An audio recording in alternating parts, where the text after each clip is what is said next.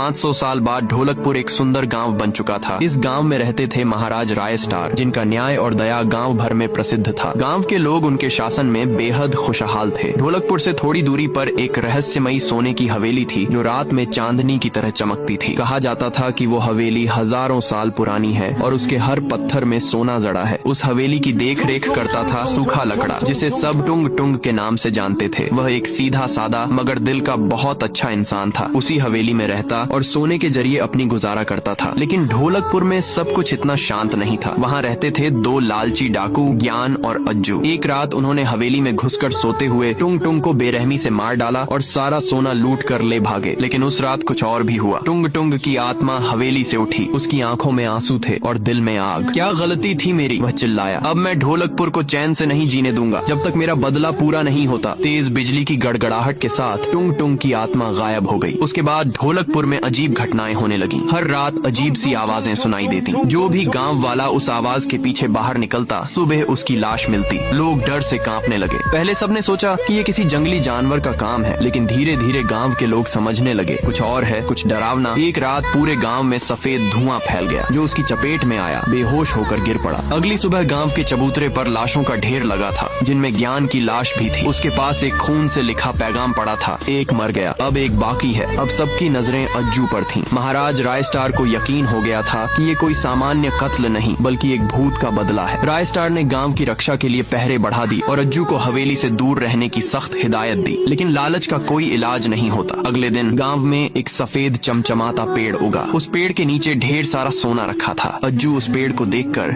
लोभ में अंधा हो गया। उसने सोने को छूने की कोशिश की, लेकिन जैसे ही वह पास गया, पेड़ की जड़ें उसे पकड़कर अपनी आग में समा गईं। वो जलकर राख हो गया। पेड़ ने अपना असली रूप दिखाया। वो कोई पेड़ नहीं था, बल्कि टुंग टुंग साहोर था। उसने गूंजती आवाज में कहा, मेरा बदला पूरा हुआ, अब ढोलकपुर में फिर से शांति होगी। उसके बाद हवेली की जगह एक सुंदर बगीचा बन गया और गांव के लोग फिर से हंसी खुशी जीवन बिताने लगे। ढोलकपुर फिर से शांत हो गया। अगर आपको भी फ्री डायमंड चाहिए, बायो के लिंक से ऐप डाउनलोड कर लो। 500 साल बाद ढोलकपुर एक सुंदर गांव बन चुका था। इस गांव में रहते थे महाराज रायस्टार, जिनका न्याय और दया गांव भर में प्रसिद्ध था। गांव के लोग उनके शासन में बेहद खुशहाल थे। ढोलकपुर से थोड़ी दूरी पर एक रहस्यमयी सोने की हवेली थी, जो रात में चांदनी की तरह चमकती थी। कहा जाता था कि वो हवेली हजारों साल पुरानी है और उसके हर पत्थर में सोना जड़ा है। उस हवेली की देख रेख करता था सूखा लकड़ा, जिसे सब टुंग टुंग के नाम से जानते थे। वह एक सीधा सादा मगर दिल का बहुत अच्छा इंसान था। उसी हवेली में रहता और सोने के जरिए अपनी गुजारा करता था। लेकिन ढोलकपुर में सब कुछ इतना शांत नहीं था। वहाँ रहते थे दो लालची डाकू, ज्ञान और अज्जू। एक रात उन्होंने हवेली में घुसकर सोते हुए टुंग